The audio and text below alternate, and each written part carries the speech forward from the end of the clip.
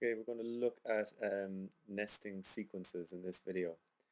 Well, nesting sequences is the way in Final Cut Pro that you can group clips together and perform some sort of a function on them, and that can be any number of things. So I'm just going to give a couple of examples of why and how you would nest clips in Final Cut Pro.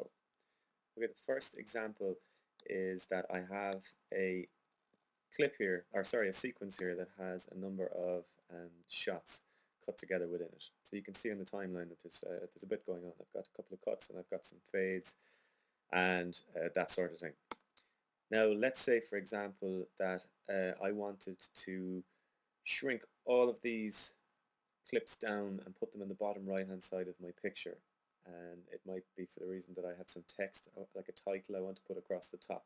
But basically, if I didn't nest my sequences, then I would have to go to each clip and go into my motion tab, shrink it down, move it around the screen to where it was where I wanted it to be, and then go to the next one and do all that again for each clip. Now when you have something like this put together and you want to put them all, group them all together, and then edit them all in some way as a group rather than a number of individual clips, then you can nest the sequences. Now I'm going to show a couple of different ways of doing it. The first way is to manually drag one sequence into another sequence. I have the sequence here called edited sequence, and I've also created an empty sequence called parent sequence. So if I open parent sequence and I want to bring all of the clips grouped together from edited sequence into it, I just need to pull the actual sequence down from the browser, and you'll see that it comes in as one long chunk. It's just asking me, do I want to change the settings? That's fine, I do. So now I have one object, and I can actually go into the canvas now and I can resize my nested sequence. And I'm going to pull it down there to the bottom, and if I play this, you'll see that now all of my clips are still edited together, but now they're playing within that one small window down in the bottom right. So this is the first way that you would nest a sequence, and that's by just clicking and dragging the sequence into another sequence.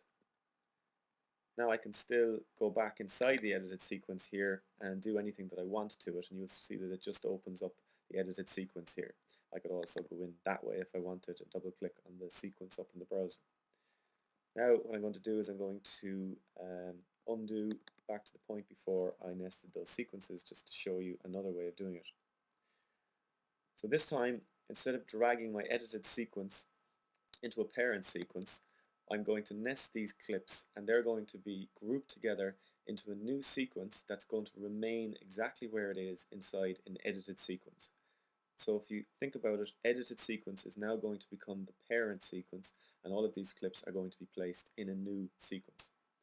So I'll select all of the clips that I want to nest, and then I can go up to sequence and nest items, or I can just hit Alt and C.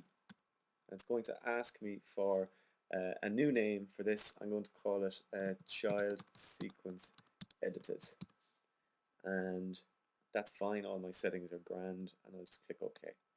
So now you'll see that I'm still inside an edited sequence, but now that I've nested the sequences in this way, it's created the new sequence.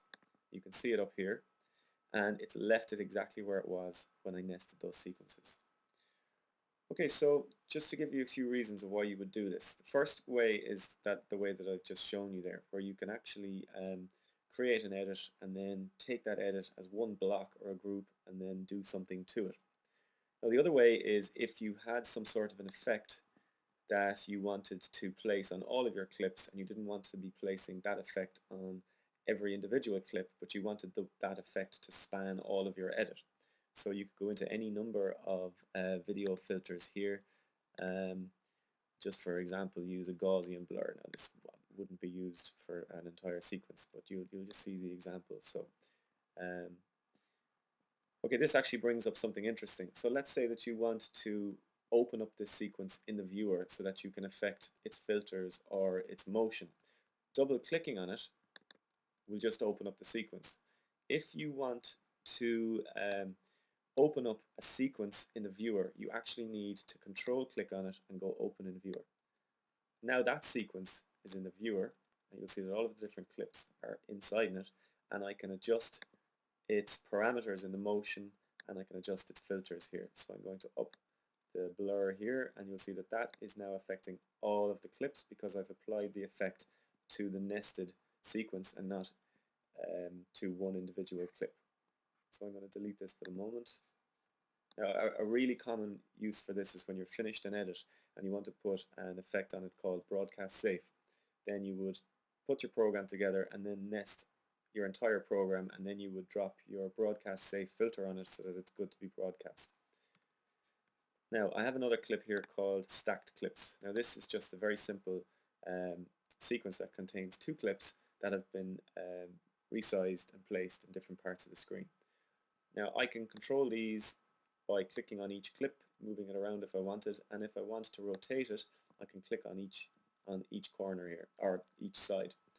Now, let's say, for example, that I want to rotate both of these clips around the screen. So I'm not rotating around this center point here, I'm rotating around the center here, and I want them both to rotate all the way around. That's another reason that you would nest some clips. So if you just follow what I'm doing here, I'm going to hit Alt-C, I'm going to call it rotated clips, hit OK. Now when I select that, I can rotate the clips in both clips. Okay, so you can see what's going on here. I'm grouping the clips together and I'm affecting the new group or the nested sequence. And so that's nesting sequences, and hopefully you should see now why you would nest sequences together and how you would nest those sequences together. And the two ways that you can nest sequences are to literally click and drag down onto the timeline, or to select your clips. And it doesn't have to be all your clips. It can just be two clips, for example, and hit Alt-C, and then they will become nested in one sequence. Then you can create your changes to them.